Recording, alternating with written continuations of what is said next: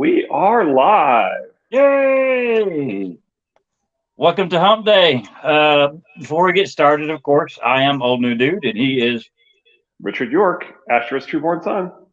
And before we start Sansa, there was something that I don't know if we've covered good enough, especially with the little hidden fingers Uh-huh. um, on Arya. The uh, the description we get of Euron, I don't know how to pronounce his name. Um, the Something like description that. we get of Arya, how she looks so much unlike herself that supposedly Varys can't fight her. Dorcas can't find her. Nobody's can find her because she doesn't look like her. And then you have this man that saw her once, um, can pick her out of a crowd and grab her, Right? take her to the alley. I mean, that's just hidden fingers on steroids that he was able to do this Yep. for her. Yep. That makes sense. That makes I sense. know George needed it to happen and everything like that, but uh, it just screams hidden fingers in my Yep. mind. That makes sense. That makes sense. I was thinking about it this morning, and I'm like, I got to say it as soon as we start talking, because Yeah, if it makes a not, lot of sense. I'll forget because we know how Well, I am. to make it more believable, it's supposed to be the combination that she, that she looks like Ned and that he's met her, right? And he met her recently, and so I mean, it's done in such a way that there's reason to believe that it could happen, and um, having so many of the guards um, not notice her as she's running around and wearing boys' clothes and things, right? In the past, it's sort Yeah, of implying that it's sort of a combination of implying that that most of the people working for Varys don't don't know what to look for right. when it comes to this highborn woman, highborn Yeah, lady, young girl, and um, and the that Yoren actually does know what to look for, right? And so yeah, anyway, that's I think so. So I think there are some explanations to make it somewhat believable, but the idea that he may have had some help just makes a lot of sense. yeah. Okay. All right. If you've seen any of these, we always start with what Richard, the brains of the operation, sees in the chapter, and then I'll jump in on my stupid stuff. So take it away, Richard. Thank you, sir. So in this chapter, Dantos is a fool, and Tyrion arrives. The morning of King Joffrey's name day dawned bright and windy, with the long tail of the great comet visible through the high, scuttling clouds. Sansa was watching it from her tower window when Sir Aerys Oakheart arrived to escort her down to the tourney grounds. "What do you think it means?" she asked him. "Glory to your betrothed," Sir Aerys answered at once.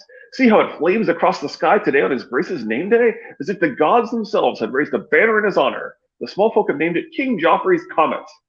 Doubtless that was what they told Joffrey. Sansa was not so sure. "I've heard servants calling it the Dragon's Tail." "King Joffrey sits where Aegon the Dragon once sat, in the castle built by his son," Sir Aerys said. "He is the dragon's heir, and crimson is the color of House Lannister. Another sign. This comet is sent to herald Joffrey's ascent to the throne. I have no doubt. It means that he will triumph over his enemies."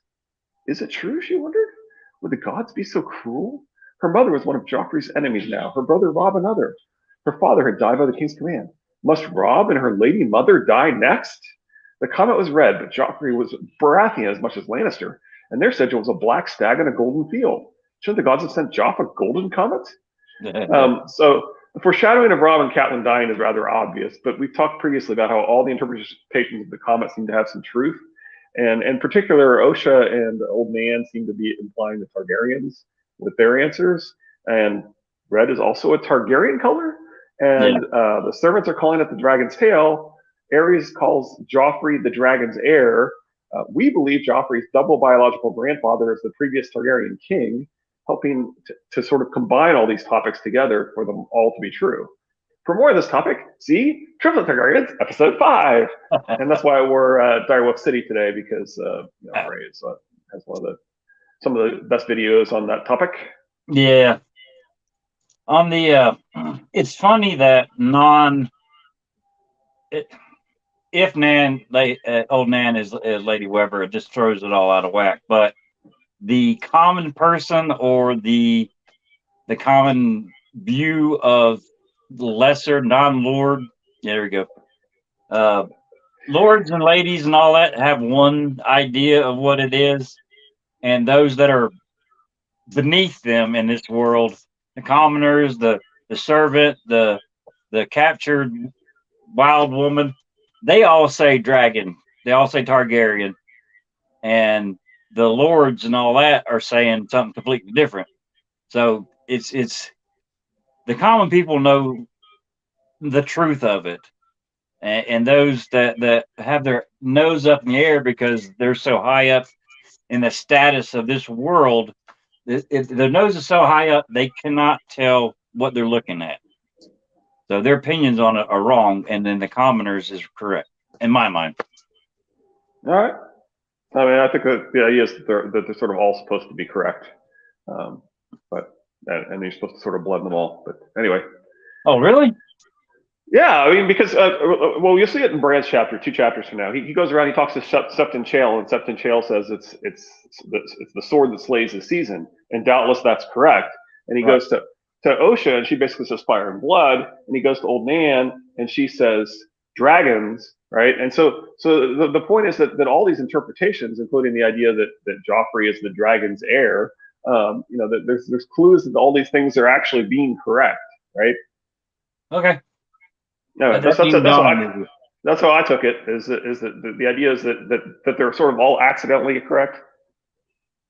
The lords are better educated and have the ability to shift it to whatever, like full fish. My glory, my king's glory. Right? Yeah, right. I mean, they're all interpreted as themselves. Like Theon says, it's his, and so forth. So in each person's mind, they're all right, but there's also sort of a gem of truth in a lot of these different ones. Cool. If she must have one of the Kingsguard dogging her steps, Sansa preferred that it be him. Sir Boros was short-tempered, Sir Meryn cold, and Sir Mandon's strange dead eyes made her uneasy, while Sir Preston treated her like a lack-wit child. Ares Oakhart was courteous and would talk to her cordially. Once he even objected when Joffrey commanded him to hit her. He did hit her in the end, but not hard as Sir Meryn or Sir Boros might have, and at least he had argued. The others obeyed without question, except for the Hound. But Joff never asked the Hound to punish her. He used the other 5 for that. So the Hound and the POV Kingsguards are definitely better than the other 4. Right. I think it's odd that he does not ask the Hound to do this. No, I think he knows that the Hound talks back all the time, and so he's not. I think now maybe it could be Hidden Fingers, I suppose, but I think it's more likely that he doesn't actually trust the Hound to follow through on this one. Well, I mean, as far as we can tell, the Hound is like his Davos. He tells him straight out the truth. He doesn't sugarcoat anything. Right. He's Joffrey's Davos, even though the 2 men are night and day on most things. Well, when he took the position, he even said, I'm not going to do, to become a knight and so forth. Right? I mean, he's kind of obstinate in the way he took it. It's like, okay, but there's some things I won't do, kind of thing. Yeah. Well, I mean, this is a man that ran down and killed the butcher's boy that supposedly attacked the prince. The comment is quoting old new dude and saying that until the next book comes out, we're all right. There you go. I just still think it's weird that I don't think Joff is smart enough to realize I better not ask the Hound this. I think he is actually. Well, you give him more credit than I do. Yeah. But yeah. I mean, the Hound does not, as far as we can tell, does not lie at all or sugarcoat anything to Joff. I think he's been with the Hound and he knows that the Hound. I think the Hound routinely doesn't do what he tells him to do, and what he tells him to do is too cruel or something. I think that's the point, right? Is that the idea that Joffrey hasn't commanded the Hound to try and do? He's like, I'm your sworn shield. I'll protect you, but I'm not. But I don't do those things. Yeah. So I think the Hound is routinely back talking, and so I think he knows the Hound doesn't do it. Well, I mean, picking back on that, then it would be Joffrey not wanting the other Kingsguard to see the Hound refusing to do it, Right. and then they might catch the not wanting to do it fever too. Yeah. Okay. It's sort of like that. Do you ever read the book, The Little Prince? It's only like, I think it's a tiny little children's book called the famous children's book called The Little Prince from a long time ago. But there's a king in there that goes that he claims he's the ruler of everything. But if he gave a rule that um, people wouldn't want to fulfill, then he wouldn't be much of a leader, he claims. So the only things he does is he like tells things to keep doing what they're doing. So he claims he's the ruler of everything. Wow. Oh. I would love to know more about the Hound's little sister. The only time I've seen the Hound outright lie is when he covered. Oh yeah, this is true. Yeah. We're about to get to that. That's true. Yep. Okay. So Sir Ares had light brown hair and a face that was not unpleasant to look upon. Today he made quite the dashing figure, with his white silk cloak fastened at his shoulder by a golden leaf, and a spreading oak tree worked upon the breast of his tunic in shining gold thread. Meet future POV Ares Oakheart. He's not the best POV, but he's better than the non-Hound current Knight of the Kingsguard non-POVs. Yeah. Said. Lizzie, I was like, I would love to know more about the Hound's little sister. Bet there's a lot to unpack there. I agree. I would love to know more about it. Yeah. We know how much he hates his brother and everything, but right, and whether that's why, or whether it's just because he burned them, or both, it certainly seems like likely to be both. But I don't know if we'll get that much into the Hound's. Now, I always like to remember that these two have already fought, and Sandor was very careful not to go after the helmetless Gregor, right? So he was largely just protecting Loras and himself, and part of that is because he only wants to engage in honorable combat, because he actually does believe in trying to lead a good knightly life, right? But and a better, more of an honorable life than the knights do. Right. Yet you do have to wonder, is he specifically decided basically not to kill his brother there, and yet people are saying, but then again, I certainly wouldn't contradict the elder brother, who I think has had very long conversations with Sandor. This is true. The triumph will have no savor. This will be a small field and poor. No more than 2 score will enter the lists, including squires and free riders. There is small honor in unhorsing green boys. So the Hound and Ares show similar lack of respect for this field. Yes. Lord Tywin has gone to ground at Harrenhal instead of bringing his army to the city as the Queen commanded. Her Grace is furious. So Cersei might actually be smarter than Tywin. She's definitely not wrong here. Well, going to Harrenhal keeps Robb's forces to the west, the western lands of the Riverlands, and on their way to the western lands. That keeps Robb occupied and keeps Robb from. Well, look this way: if Tywin goes to King's Landing, they'll have Robb coming in from the north. Plus, you're worried that they get attacked from two fronts at the same time. Yeah. Tywin staying at Harrenhal keeps Robb from joining his forces or being the at King's Landing. It would be. It would be a butcher. Reasonable theory. Yeah, I think Tywin going to Harrenhal is a pretty good move, though. Sansa, did you hear? I'm providing maternity today. Mother said I could. Tommen was all of 8. She reminded of her own little brother Bran. They were of an age. Bran was back at Winterfell, a cripple, yet safe. Sansa would have given anything to be with him. I fear for the life of your foeman, she told Tommen solemnly. His foeman will be stuffed with straw, Joss said as he rose. The king was clad in a gilded breastplate with a roaring lion engraved upon his chest, as if he expected the war to engulf him at any moment. So I like the irony of Joffrey behaving as if he is afraid of battle while ridiculing Tommen for his pretend battle. Yeah. The beggar king is dead. Who? For a moment, Sansa was afraid he meant Robb. Viserys, the last son of Mad King Ares. He's been going about the three cities since before I was born, calling himself a king. Well, mother says the Dothraki finally crowned him with molten gold. He laughed. That's funny, don't you think? The dragon was their sigil. It's almost as good as if some wolf killed your traitor brother. Maybe I'll feed him to wolves after I've caught him. Did I tell you I intend to challenge him to single combat? I should like to see that, your grace. More than you know. Sansa kept her tone cool and polite, yet even so, Joffrey's eyes narrowed as he tried to decide whether she was mocking him.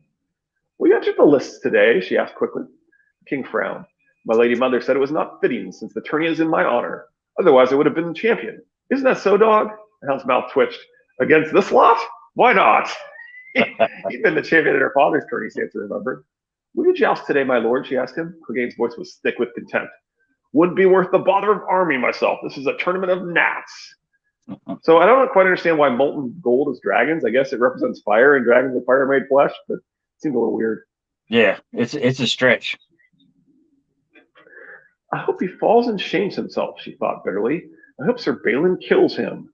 And then a little later, Moros dropped his lance, fought for balance, and lost.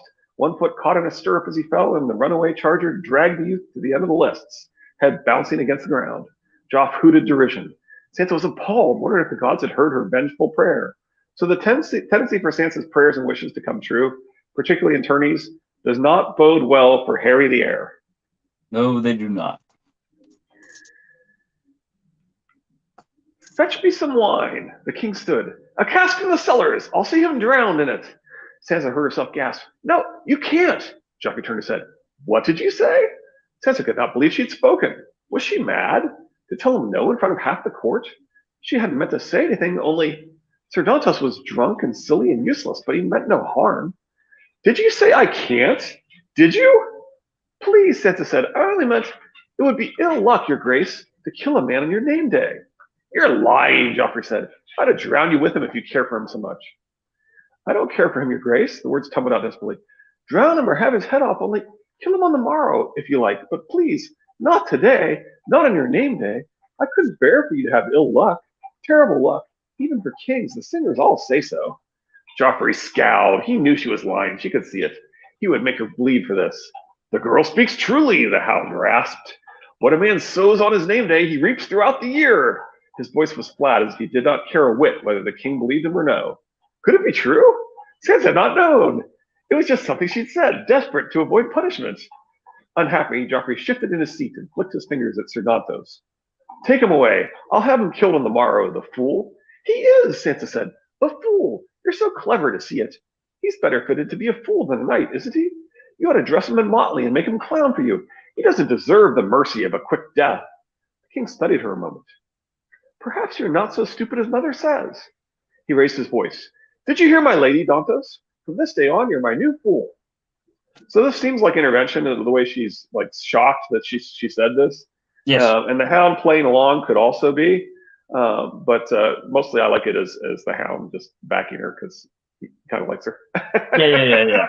Well, I mean, like Lizzie pointed out, this is him actually lying, but this is the first time I think we see him lie, and he's doing it for Sansa, so that says a lot. Yep. Intervention. I missed Lizzie saying R.I.P. Harry. Yes, with her wishing. Well, the intervention, we know that Dantos, has a big part to play later on. Dantos' whole story just bums me out. What a shitty life in existence is Lizzie. Yeah. But he has a part to play later on as far as getting Sansa out. So him not dying, I could see why somebody would intervene on this subject. Well, it's a Sansa 1 chapter, so it's time for our childish quote. Yeah. Mother said, mocked the king, don't be childish. We're children, Marcella declared haughtily. We're supposed to be childish. The hound laughed. She has you there. Joffrey was beaten. Very well, even my brother couldn't tilt any worse than these others. Master, bring out the quintain. Tommen wants to be a gnat. Tommen gave a shout of joy and ran off to be ready, his chubby little legs pumping hard. Luck, Sansa called to him. So in Sansa's first chapter in the previous book, she tells Arya, sometimes you act like such a child. And, so it's just seems to be a tradition in the first Sansa chapter. We get one of these childish quotes. There you go. Someone had fastened a pair of antlers to the knight's head. Joffrey's father, King Robert, had worn antlers on his helm, Sansa remembered, but so did his uncle Lord Renly, Robert's brother, who had turned traitor and crowned himself king. And then a little later, Tommen raised the blade high. Casterly Rock, he shouted in a high, boyish voice as he put his heels into his pony and started across the hard-packed dirt at the Quintain. So they really aren't good at this whole Baratheon PR, are they? No, they're not.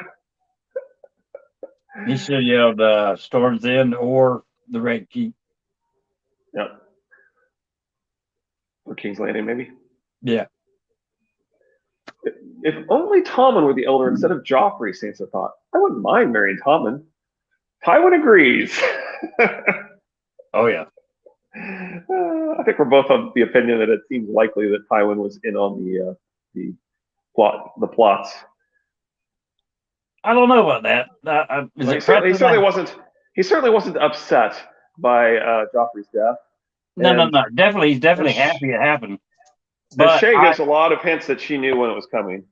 Yeah, but is it Preston that has it to where the sauce that was put on the pie? He's the one that claims that it was actually Tyrion that was possibly trying to kill Tyrion.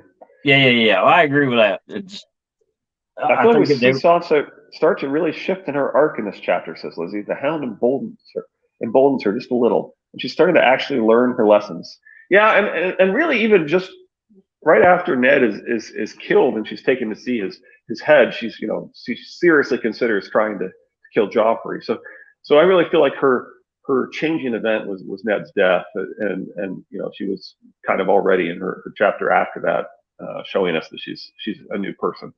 But, well, I mean, not to sound stupid or anything, but I mentioned in the last chapter that Jon and Arya seem to have that stronger. It's a really strong bond. But I mean, they're both skin changers, and we think that the Hound is a skin changer as far as his horse, and later on, actual Hound, and then Sansa supposedly a skin changer. If the hints at Lyanna and Brandon are that they're great riders, and if the Hound is the best or one of the best jousters, and then you've got clues that Stranger sort of takes on his feelings and things, right? Then if you buy the idea that that you're being told that skin changer magic that those two ride like centaurs, then you're arguably being hinted at that the Hound is also a skin changer. Right. So I'm asking, is there, because I mean, Varamir Sixskins tells us that a skin changer can recognize another skin changer, a ward can recognize another ward. Is there some kind of skin changer magic that just automatically draws them to each other and so forth? Right. Just a small bond that gets built off of. Yeah, seems reasonable. And I mean, certainly there's people that believe that the Targaryen dragon rider gene attracts to each other, and that tends to lead to lots of the incest and things, right? So I mean, because if you look at the history, there are actually attempts to do political marriages where the kids insisted on bonding to get together, right? In the histories. And we see the recognition with Jon, the dude at the board at the wall. Yeah, absolutely. So continue. In their midst, riding on a tall red horse in a strange high saddle that cradled him back and forth, was the queen's dwarf brother, Tyrion Lannister, the one they called the Imp. He'd let his beard grow to cover his pushed-in face until it was a bristly tangle of yellow and black hair, coarse as wire. Down his back flowed a shadow-skin cloak, black fur striped with white. He held the reins in his left hand and carried his right arm in a white silk sling, but otherwise looked as grotesque as Sansa remembered from when he had visited Winterfell. With his bulging brow and mismatched eyes, he was still the ugliest man she'd ever chanced to look upon. Not exactly Peter Dinklage. No, Peter Dinklage is actually a really good-looking man, and you don't really get a whole lot of the images that are portrayed in the book. Right. So even though we might picture Peter Dinklage, you got to remember this is an ugly man. Yeah. I am sorry for your loss as well, Joffrey, the dwarf said. What loss? Your royal father, a large, fierce man with a black beard? You recall him if you try. He was king before you. Oh, him. Yes, it was very sad. A boar killed him. Is that what they say, Your Grace? Joffrey frowned. So there's interesting skepticism of the death of Robert there. Yeah. What was it the Septa Mordain used to tell her? A lady's armor is courtesy. That was it. She donned her armor and said, I'm sorry my lady mother took you captive, my lord. So this is brilliant as usual. She tends to be when these formal interactions occur. Yeah. And Lizzie says, what loss? God's job is such a right little shit. The funny thing is, though, not funny, haha, or anything like that, but we see bits and pieces of Joffrey, and then the beheading of Ned. Aside from what we see, I mean, yeah, he's a shit, but I mean, sometimes he does. I know he puts on two faces. The day he's playing the king and everything, and he's being nice, and the other days he's just a right little shit. But I don't see him. I mean, there's like in this conversation, he's a little funny when he talks about his younger brother getting to ride. There was a couple of things he said that were actually, oh, he wants to be a gnat. Well, I mean, that was actually pretty funny. In my mind, right. He wants to be a gnat. Right. So, I mean, right. I see aspects of Joffrey that is not the Joffrey that ordered Ned's head. I mean, there is the assumption, or there's a theory that we have Littlefinger pulling strings on him, or somebody pulling strings on him, and that's the reason for taking Ned's head and everything. But in the other scenes that I see with Joffrey, I mean, it's like the. Well, I mean, you actually do see hints at Ned's death in this chapter with Dantos there, though, right? So hate him, Lizzie says. So, yeah. So I mean, the whole point is he's kind of realizing that she actually is finally understanding him, that he views quick death as mercy, right? And so part of the reason why he's so surprised is that he didn't realize that she really did understand that yeah, it's not the worst thing in the world to execute someone, right? Is that he could be less just, less merciful than that. So yeah. And I do wonder if some of you're hinting that Joffrey actually has a pretty good sense of humor. Well, that probably comes from Jaime's side of the family. Not that they're not the same family. Yeah. Your brother Jaime keeps losing battles. He gave Sansa an angry look as if it were her fault. He's been taken by the Starks, and we've lost Riverrun, and now her stupid brother is calling himself a king. Dorf smiled crookedly. All sorts of people are calling themselves kings these days. Joff didn't know what to make of that, though he looked suspicious and out of sorts. Yes, well, I'm pleased you're not dead, Uncle. Did you bring me a gift for my name day? I did. My wits. I'd sooner have Robb Stark's head, Joff said with a sly glance at Sansa. So I love the dig at all sorts of people. Yeah. This is in my this event is used for that event, just the spider web of hidden influences.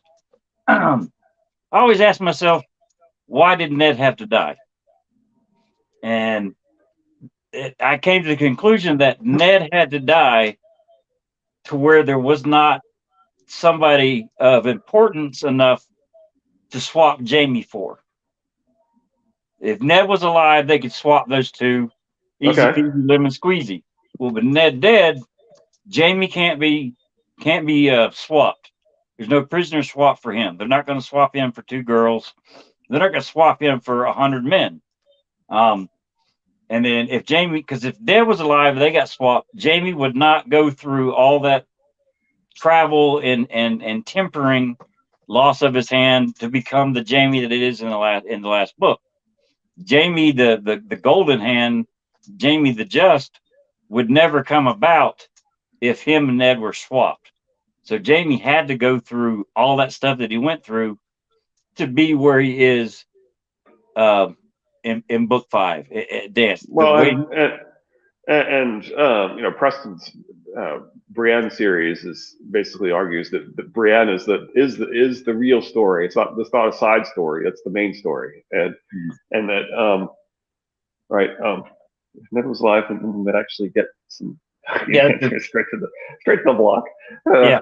Okay. Anyway, so right, so I really love Preston's Jamie series. Right, I think it's one of the best video series out there, and his argument is that that's sort of what these books are really about, and if you could sort of combine that with the concept of well, I mean, he says that it's two sides of there's really Brienne and Bran, right, and um, and there are different relationships with the patriarchal religion, and of course we happen to believe that that's really the point of the story and the point of Ned in many ways, right? And um, so anyway, it's yeah. Anyway, yeah, so part my point is that's all that whole thing with Jamie is ties into Brienne, and so it's really since Jamie and Brienne are arguably the main story rather than a side story, then that kind of is very important in that regard.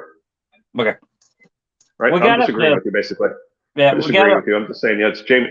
This is as much about Jamie and Brienne as it is about Jon Snow needing things to happen there, which also, as you pointed out, that Jon's story relies heavily upon the events that take place there. Yeah, well, I mean, every POV we get is that person that we get a POV from is just as important as the next person we get a POV from, except for I don't know if Ares is that important, but okay. Yeah, I was getting ready to say, except for the Okar, we just met here. One-offs. We get a couple of one-offs here and there that aren't it, but the main POVs, every one of them are integral to how the story is gonna come later on. I mean, some of them are because he needs eyes at certain places, right? Right. And Mel is, I think Mel is largely a point of view because she's our Mary Magdalene. She's the one thing that all the Gospels agree upon is Mary Magdalene coming upon the empty tomb, right? That's like the only thing that the 4 Gospels really are completely solid on is, and Mary Magdalene saw the empty tomb, right?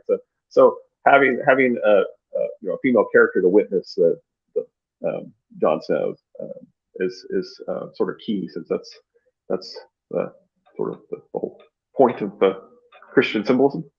Yeah, I don't think we'll get another male POV though.